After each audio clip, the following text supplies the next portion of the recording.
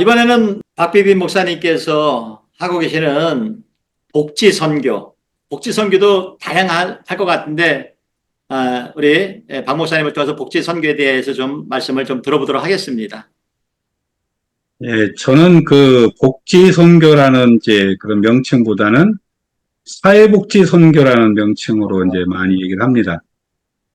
우리가 이제 복음이라는 것이 뭐 전해지는 것이 가장 중요한 핵심이고, 또 예수님이 사도행전에서도 아까 얘기했지만은 우리가 가야 될 방향이라는 것을 얘기를 했잖아요. 예루살렘부터 시작해서 땅끝까지 가야 되는 거. 그 가는 것에 증인이 되라고 얘기를 했던 것이 있는 것은 방향성을 얘기하는 거거든요.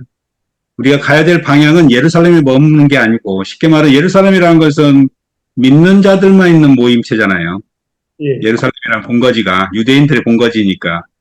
이 말씀이 나오게 된 배경이 사실은 이제 예수님이 부활하셔가지고 제자들을 만나고, 지금 우리 사도행전 1장 8절을 얘기하고 저 1장 8절 앞에 보면 예수님이 내가 이제 승천한다, 나는 이제 돌아간다 할 때 제자들이 그때까지도 계속 그런 얘기를 하거든요.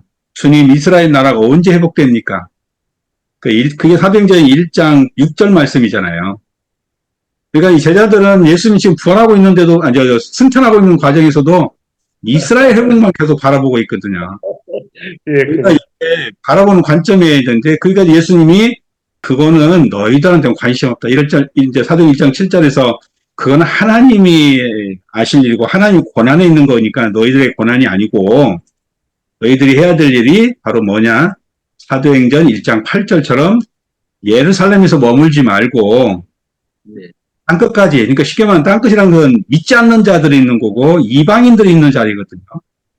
그러니까 예루살렘이라는 것은 믿는 자들의 자리지만은 유대나 사마리아나 땅끝은 믿지 않는 자들이 있는 자리거든요. 그 자리로 나아가라는 얘기를 말하는 것이 이제 선교적인 명령인데, 그렇기 때문에 우리가 가야 될 방향은, 선교라는 방향은 믿지 않는 자들로 있는 자리, 쉽게 원수가 있고 악한 무리들이 있는 방향으로 가는 게 진정한 선교의 흐름이고 방향이거든요. 예수님이 우리한테 원하는 방향이기 때문에. 그래서 저는 사회복지 선교가 그러기 위해서 우리가 교회라는 이런 울타리에서 머물지 말고 교회를 벗어나야 된다고 생각해서 사회복지 선교를 시작을 한 겁니다.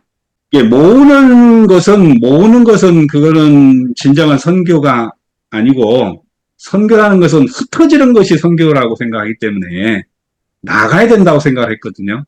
그래서 사회적인 곳으로 나가서 정말 아직 복음이 필요한 곳, 영혼 구원이 필요한 곳, 하나님 예수님의 말씀으로 평강을 이루어야 되는 그런 것이 필요한 곳으로 자꾸 나가는 것이 이제 선교적 마인드라고 생각하기 때문에, 그래서 이제 사회복지 선교를 진행을 했죠. 그래서 이제 사회복지 선교를 이제 오해하는 것이 뭐냐면, 사회복지는 다 국가에서 많이 하지 않느냐, 여러 가지 복지 체계로 해서 많이 하고 그러는데, 우리가 말하는 사회복지는 사실은 이 세상에서 말하는 그런 정책적이고 기술적인 그런 것을 말하는 게 아니잖아요. 정책적으로나 기술적으로 말하면은 당연히 국가에서 하고 있고 사회 모든 분야에서 하고 있죠. 뭐 빈곤을 퇴치한다든지 노동의 문제라든지 그다음에 뭐 격차를 해소한다든지 뭐 그런 것들은 다 하고 있죠. 그다음에 뭐 많은 사람들의 어려움이 있는 것을 해소해가는 그런 문제 해결을 쏘면은 뭐 정책적으로나 기술적으로는 하고 있지만, 우리가 얘기하는 것은 정책적 기술적이 아니고 영적인 부분이잖아요. 우리가 가서 가난한 사람 부자 만드는 것이 우리의 목적이 아니란 말이에요. 그렇잖아요. 그러니까 우리의 사회복지 선교는 정말 그들이 일상 속에서 아무리 낮은 곳에 있건 높은 곳에 있건 그런 것이 중요한 게 아니라 어디에 있든지 간에 그 속에서 참 구원과 참 평안을 알기를 원하고 그런 마음으로 살기를 원하는 거잖아요. 그러니까 우리가 다가가는 것은 영적인 거잖아요. 근데 영적인 것이라는 게 어떻게 접근할 것이냐라는 부분이 이제 성경에 보면 곳곳에 나와 있죠. 출애굽기도 나와 있고 사도행전도 나와 있고 뭐 마태복음도 나와 있고 뭐 그래서 뭐 과부라든지 고아라든지 그다음 가난한 자든지 뭐 이방인을 대한 것 이런 얘기들 쭉 나와 있잖아요. 그런 것들을 어떻게 하라는 것이 성경에 나와 있잖아요. 네, 그런 마인드로 그런 것의 가장 핵심은 사실 다 전체를 다 총괄해 보면은 결국 뭐냐면 예수님의 사랑이라고 생각을 해요. 그래서 이제 좀 뭐 사회복지 선교를 뭐 하게 된 동기나 이런 것들 저기하면 뭐 오늘 밤을 새워야 되겠지만 그런 얘기는 다 할 수는 없고요. 제가 이제 사회복지 선교를 하게 된 가장 핵심적인 어떤 큰 이슈가 뭐였냐면 오병이어 기적 알리시잖아요. 예수님을 추종하면서 낫기를 원하고, 뭐, 고쳐지기를 원하고, 눈뜨기를 원하고, 막, 여러 가지 많은 문제들 갖고 예수님을 따라왔던 수천 명의 사람들 앞에 그들이 들판에 있지만 먹을 게 하나도 없잖아요. 그들 오병이어 기적을 해서 다 먹였어요. 근데 정작 제자들은 너무 바쁜 거야. 밥 먹을 시간도 없어요. 너무 바쁜 거야. 그래서 예수님이 그 제자들에게 이렇게 얘기하잖아. 한적한 곳에 가서 좀 너희 가서 쉬어라. 저 건너편에 한적해서 쉬어라. 제자들을 먼저 배를 띄워서 넘기잖아요. 가라고, 쉬라고. 그리고 예수님은 이제 기도하다가 그냥 따라가는데, 문제는 그 사람들이 예수님의 제자가 저리 가는 것을 보고, 그들이 막 후다닥 뛰어가지고, 제자들이 가야 될 곳에 먼저 가서 기다리고 있다는 겁니다.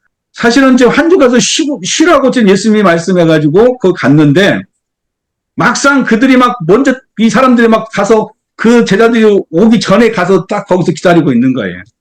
그때 예수님이 이제 오셔가지고 하는 말이잖아요. 야, 우리가 쉬려고 왔으니까 좀 쉬게 좀 되라. 우리 밥 먹을 겨를도 없잖냐. 성경에 이제 마가복음 6장에 나오는 말씀인데, 우리 밥 먹을 겨를도 없이 너무 바쁜데, 좀 쉬게 좀 줘라. 근데 예수님이 오셔가지고, 예수님이 쉬지 않고 그들에게 두 가지 관점에서 접근하셔요. 그게 이제 6장 34절에 나오는 말씀이죠. 아마 다 아시니까. 첫째는 이 사람들이 우리가 쉬려고 가는데 그냥 먼저 와가지고 기다리는데 그들을 보니 목자 없는 양같이 이들이 불쌍해 보이는 거예요. 목자 없는 양같이. 그리고 그 말씀 뒤에 보면 불쌍히 여겨서 그들에게 가르치고 또 사랑을 베풀더라. 이렇게 나오거든요. 아무리 바빠도, 아무리 힘들어도, 밥 먹을 겨를도 없이 정말 이렇게 힘들어서 좀 쉬려고 갔는데도 사람들이 막 우르르 몰려오니까 목자 없는 양같이 이 세상 속에서 방황하며 하는 그 영혼들을 보니 불쌍히 여겨져서 그들에게 결국은 또 쉼을 포기하고 가르치고, 저는 이렇게 목자 없는 양같이 이 세상에서 흩어져 있는 모든 영혼들이 정말 구원을 받아야 되고 이들이 치유 은혜가 있어야 되고 영적으로 회복이 돼야 될 거 아니에요? 그래서 그런 마음 때문에 목자 없는 양에게 목자적인 어떤 그런 것에서 가이드를 전해야 되겠다. 우리의 목자는 예수님이니까 그게 선교가 아니겠는가. 그래서 세상에 그렇게 갈증으로 목자 없이 양을 흩어져 있는 그런 사람들을 향해서 나가기 위해서 그래서 이 사회복지 선교를 시작을 하게 됐습니다. 이게 가장 결정적인 이유가 됐습니다.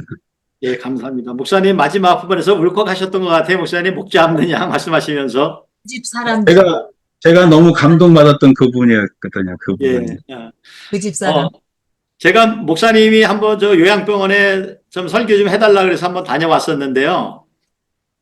우리 목사님 그 사회복지에도 좀 폭넓지만은 지금 박 목사님께서 지금 이 복지 쪽에 선교하고 계시는 곳이 어떤 분야지요, 지금? 많습니다. 다양하게 너무 많죠. 요양원. 요양원도 있고 자폐아 시설, 장애한 시설, 그다음에 보호관찰소, 그다음에 이혼법정, 그다음에 회사 사은회 모임 많죠. 그런 자원봉사 팀들 그런 곳에 가서 많이 있습니다. 참 귀한 사역을 하고 계십니다, 목사님. 아니에요, 그건 아니고요. 아무나 할 수 없는 네. 귀한 사역. 저에게 주어진 거니까 하죠. 네. 우리가 이 사회복지 선교는 정말로 목자의 마음이 아니고서는 하기가 어렵습니다. 솔직히. 철저한 희생이 필요하고 섬김이 필요하고 사랑이 필요한 것 같더라고요. 저는 한번 이렇게 딱 다녀왔었는데 노인분들인데 그분들이 뭔가의 그 간절함 이런 것들이 있더라고요. 그래서 우리 목사님께서 가시면은 또 그분들이 기다려지고 또 같이 찬양을 할 때 또 같이 막 행복해하고 이런 모습들도 그래서 영혼을 살려나가고 또 그들의 마음을 상처를 어루만져주고 치료해주고 또 회복시켜주시는 아주 귀한 사역인 것 같습니다. 다른 뭐 목사님들 질문 있을까요? 저는 목사님의 사역 가운데 폐하 시설도 있고 뭐 여러 그 상담소도 있지만 노인복지 영역이 굉장히 중요하다는 생각을 많이 하게 돼요. 왜냐하면 우리가 죽음을 맞이하지 않고서는 인간의 본질적인 문제에 대해서 질문하지 않은 것 같아요. 그래서 죽음의 문제를 맞닥뜨릴 때 본질적으로 나는 누구인가, 나의 끝은 어디인가에 대해서 의문을 갖게 되는데 거기에 대하여 대답을 줄 수 있는 목사님이 가신다는 거, 이거야말로 엄청난 하나님의 역사다 생각이 들고, 한 목사님 이 시대에 정말 하나님께서 준비하는 귀한 사역자다 생각하고 앞으로 응원드립니다. 감사합니다.